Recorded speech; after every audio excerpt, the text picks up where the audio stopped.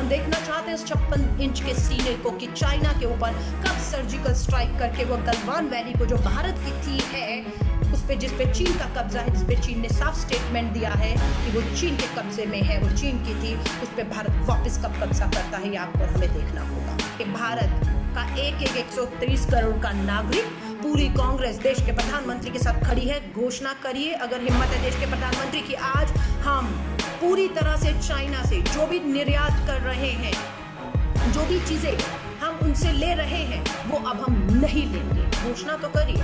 और मोदी सरकार का मंत्री अठावले कह रहा है चाइनीज खाने की दुकानें बंद कर दीजिए।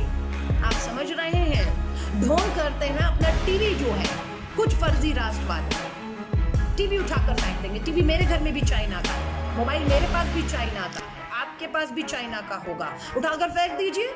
अरे चीन के लोग इस चाइनीज फूड की दुकानों को चला रहे नहीं, ये छोटे छोटे भारतीय हैं, चाइनीज फूड के नाम से दुकानें चला के अपनी रोजी रोटी चला रहे हैं।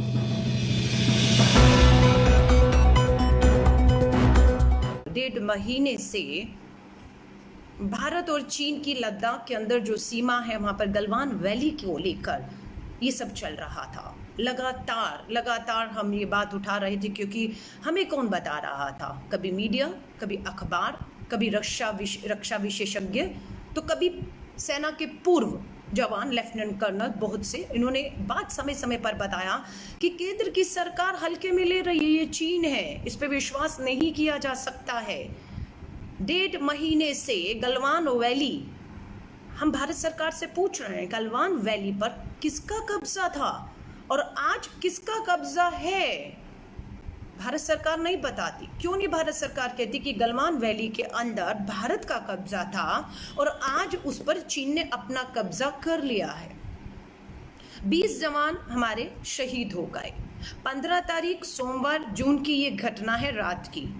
16 तारीख को हम सबको पता लगता है और लगता है कि प्रधानमंत्री जी तुरंत इस पे अपनी चुप्पी को तोड़ेंगे, लेकिन 16 तारीख 17 तारीख 2 दिन पूरे बीत जाते हैं। देश के प्रधानमंत्री एक छोटा सा ट्वीट भी 20 जवानों की शहादत पर श्रद्धांजलि उनके परिवारों के साथ दुख बांटने का काम नहीं करते। लेकिन वही बॉलीवुड का एक स्टार, एक कलाकार जब आत्महत्या कर लेता है तो प्रधानमंत्री जी कुछ ही घंटों के बीच में एक लंबा चौड़ा ट्वीट कर देते हैं, लेकिन देश के जवान शहीद हो जाते हैं, अपनी चुप्पी को वो नहीं तोड़ते।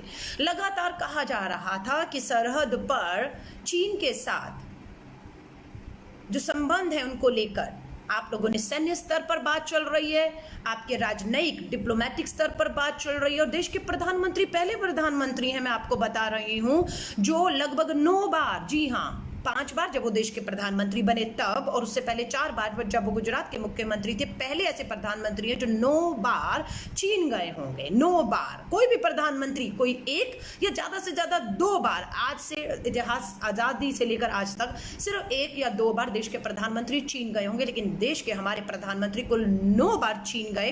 18 बार चाइना के शी जिनपिंग के साथ 18 बार मीटिंग की। उन्हें गुजरात बुलाकर झूला झुलाया, केरला में बुलाकर नारियल पानी पिलाया और बताया कि हमारी तो दोस्ती ऐसी है कि तू तड़ाक करके हम बात करते हो। लेकिन 45 सालों के बाद, 1975 के बाद, क्योंकि 1975 में असम राइफल के लद्दाख में हमारे 3 जवान शहीद हुए थे, वो 1975 45 साल पहले की बात है। और इन 45 सालों में चीन की हिमायत नहीं हो पाई, इतनी हिम्मत नहीं हो पाई कि हमारे जवानों के ऊपर वो इस तरीके से बर्बरता के साथ, कोई युद्ध, कोई हमला नहीं है, कोई गोलियां बंदूकें नहीं चली, बर्बरता के साथ, लोहे की कील की रॉड के साथ उन्हें बर्बरता से जो है उन्हें शहीद किया गया है। लेकिन केंद्र की सरकार, देश के रक्षा मंत्री क्या कर रहे थे 15 जून को? देखिए उनकी साइट पे, उनकी सोशल ट्विटर पे जाइए। देश के रक्षा मंत्री राजनाथ सिंह जी 15 तारीख को उत्तराखंड की भाजपा की अपनी कांग्रेस में प्रचार और प्रसार कर रहे थे, उत्तराखंड जनसंपर्क कर रहे थे। ये हमारे देश के रक्षा मंत्री हैं। और वहीं 15 तारीख के उसी दिन हमारे जवान चीन के सैनिकों के साथ लड़ रहे थे। आज रक्षा मंत्री प्रेस कॉन्फ्रेंस करके बात नहीं करते, देश के विदेश मंत्री को बीच में लाया जाता है, जो चुनाव से, वोट से, देश में वायदे करके लोगों से नहीं आए। वो एक ब्यूरोक्रेट थे, देश के, चीन के अपना वहाँ पर राजदूत रहे और वहाँ से वो देश के राज्यसभा भेज के देश के विदेश मंत्री बना दिए गए। आज रक्षा मंत्री नहीं, वो आकर बोलते हैं कि 1996 में, ध्यान से सुनिएगा, 1996 की सरकार ने जो है ये समझौता किया था चीन के साथ कि हम हथियार नहीं उठाएंगे अगर हम लाइन ऑफ एक्चुअल कंट्रोल के 2 किलोमीटर ये चीन और 2 किलोमीटर भारत दूर रहता है और कभी आमना सामना होता है तो हथियारों का इस्तेमाल नहीं किया जाता। ये 1996 का समझौता था। पर ये समझौता क्या भारत की सेना के लिए ही बना था? दूसरी तरफ जो समझौते में शामिल थी चीन, जब उसने परवाह नहीं की तो आपने, भारत की सरकार ने हमारे सैनिकों के हाथ क्यों बांधे रखे 1996 के समझौते का हवाला देते हुए? ध्यान से सुनिएगा, 1954 में, जी हाँ 1954 में धारा 370 कश्मीर में लागू की गई। 1954 में 2019 में केंद्र की मोदी सरकार अगर उसे हटा सकती है तो मैं पूछना चाहती हूँ 1996 में ये जो समझौता हुआ था, 2 पक्षीय समझौता हुआ था चीन और भारत के साथ कि सेना जब फेस ऑफ आमने सामने होगी तो हथियारों का इस्तेमाल नहीं होगा, इसे क्यों नहीं 2019 में बदलने की हिम्मत आपने दिखाई? जब आपको हालात समझ आ रहे थे कि चीन हिमाकत कर सकता है, जो 45 सालों में नहीं किया वो अब किया, 20 जवान हमारे शहीद कर दिए। ये धोखा है। समझौता हम ही ने तो नहीं किया था, समझौते में तो चीन भी शामिल था। चीन धोखा कर रहा है तो हमारे सैनिकों के हाथ क्यों बांधे गए, ये आज देश के विदेश मंत्री हमें बता रहे हैं कि 1996 का कोई पैक्ट है जिसमें ये तय हुआ था। अरे जब पैक्ट की चिंता उसने नहीं की तो आप क्यों कर रहे थे? हमारे जवानों के पास, कहते हैं हथियार थे, हथियार होना और हथियार इस्तेमाल करने देने की इजाजत देना अलग बात है। हथियार थे, हैं और रहेंगे, लेकिन उन्हें इस्तेमाल करने की इजाजत किसे देनी थी, किसने नहीं दी?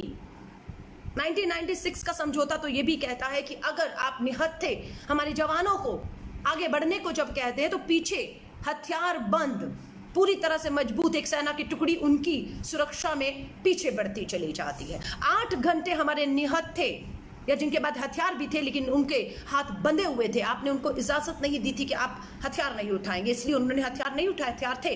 8 घंटे वो संघर्ष करते रहे हमारे जवान, 8 घंटे तक, और पीछे जो सेना की टुकड़ी आनी चाहिए थी, उनकी सुरक्षा में आनी चाहिए थी कि अगर नौबत यहां तक आए, जान पर बनवाए, तो पीछे जो सेना की टुकड़ी पूरी तरीके से सक्षम है उसे हमला बोलना है।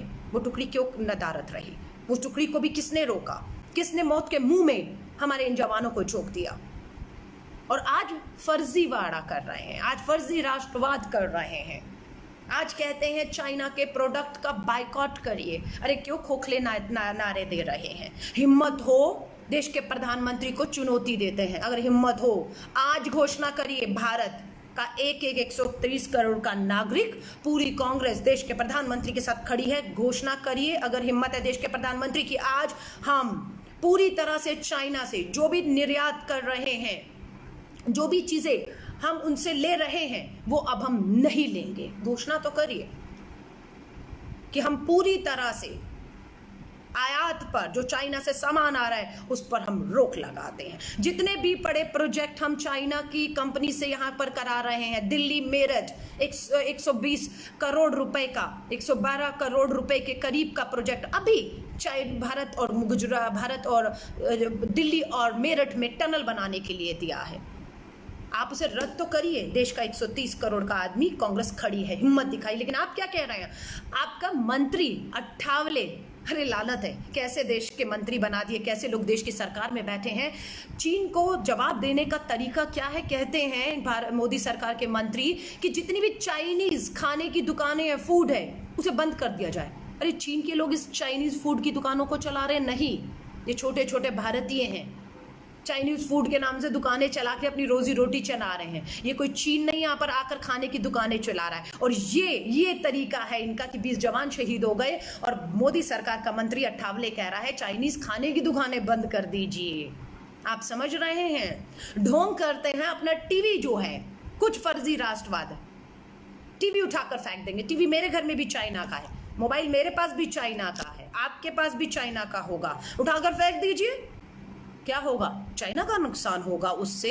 नहीं, चाइना का नुकसान नहीं होगा। ये आपको बेवकूफ बना रहे हैं। ये हमारी ईमानदारी, मेहनत की गाड़ी कमाई है जो हमने देकर चाइना से अपना टीवी हो या मोबाइल खरीद लिया है, उनके पास पैसा चला गया, अब आप इनको जलाएं या तोड़ें या फोड़ें, चाइना को क्या फर्क पड़ता है? ये आपका और मेरा नुकसान आज की तारीख में है।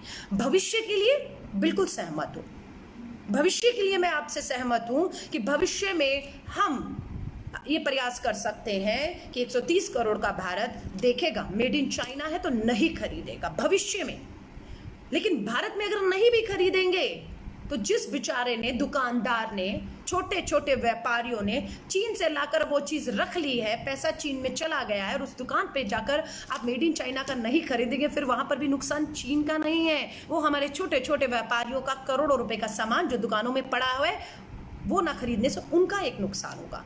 आप पूरी तरह से जो आयात है, जो सामान आ रहा है चीन से, उस पर बैन करिए। आज घोषणा करिए कि 20 जवान हमारे जो शहीद हुए हैं सरहद पर, हम ये घोषणा करते हैं कि आज के बाद चीन के साथ किसी भी तरह का आयात निर्यात को लेकर कोई भी निवेश या व्यापार भारत नहीं करेगा। कीजिए हिम्मत है तो घोषणा, भारत खड़ा है आपके साथ।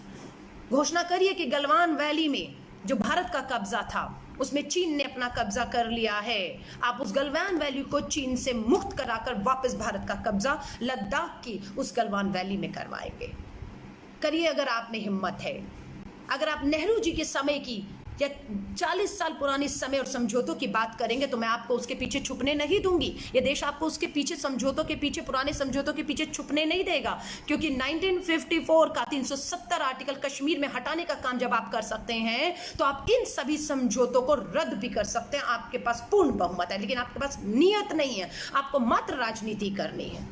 15 जून सोमवार को लद्दाख की गलवान वैली में हमारे निहत्थे सेना के जवान शहीद कर दिए गए। प्रधानमंत्री मोदी जी को किसे फोन करना चाहिए था? सबसे पहले चाइना के शी जिनपिंग को उठाकर फोन लगाना चाहिए था और कहना चाहिए था ये बर्दाश्त नहीं किया जाएगा। और ये फैसले हमने भारत ने कर लिए कि अब कोई भी हम व्यापारिक संबंध, किसी भी तरह का भारत के अंदर प्रोजेक्ट हम चाइना से नहीं होने देंगे। अब हम यहाँ बस करते हैं, लेकिन आपकी हिम्मत नहीं हुई।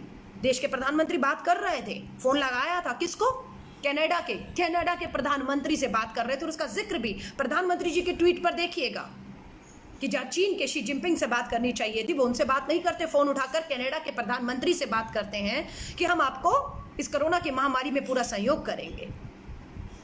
आज भी कोयला माइंस को लेकर लगातार एक के बाद एक ट्वीट किए चले जा रहे हैं, जैसे कोई फर्क ही नहीं पड़ता। आपको मालूम है पुलवामा में जब हमारे 30 जवान शहीद हुए थे, पुलवामा में सरकार की नाकामी की वजह से सेना के काफिले में एक आतंकी की गाड़ी घुसती है 350 किलो RDX लेकर और ब्लास्ट करके हमारे 40 जवानों को शहीद कर देती है। लेकिन उसके तुरंत बाद देश का चुनाव था, इसलिए 40 हमारे शहीदों की जवानों को दिल्ली लाया गया। माफी चाहूंगी, नुमाइश लगाई गई, प्रधानमंत्री मोदी जी की एंट्री दिखती है, उसकी परिक्रमा करी, उसमें सिर झुकाया और नारा दिया और चुनाव में चले गए, चुनाव जीत गए। लेकिन आज चीन के हाथों हमारे निहत्थे 20 जवान शहीद कर दिए गए। देश के प्रधानमंत्री जी को 2 दिन लग गए उन्हें श्रद्धांजलि का ट्वीट करने में, और वो 20 जवानों के शव लद्दाख से दिल्ली आकर उतरे और दिल्ली से बिहार, कोई उत्तराखंड की तरफ चला गया। लेकिन भारत सरकार का कोई भी या प्रधानमंत्री जी ने अब आकर उन्हें श्रद्धांजलि नहीं दी, क्योंकि चुनाव नहीं है। अगर यही सब 2024 के पास हुआ होता तो यकीनन प्रधानमंत्री जी का वही चेहरा जो पुलवामा के टाइम आपको दिखा था, वो ढोंग, वो तमाशा, वो आपको दिखता। सवाल करने होंगे आपको, आप सवाल नहीं करेंगे तो कौन सवाल करेगा? देश का जवान, उसका परिवार किया था ना। एक जवान ने कहा था मेरी दाल, मुझे खाना ऐसा मिल रहा है, मैं सरहद पर लड़ रहा हूं इस देश के लिए, मुझे ऐसी दाल दी जा रही है। क्या हर्ष हुआ था उस जवान का?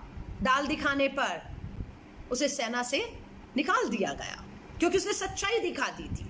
जब सेना का राशन कम किया गया तब सेना ने आवाज नहीं उठाई थी, देश के नागरिक आपने और हमने उठाई थी कि जो सरहद पे जवान लड़ रहा है उसका राशन क्यों कम किया जा रहा है।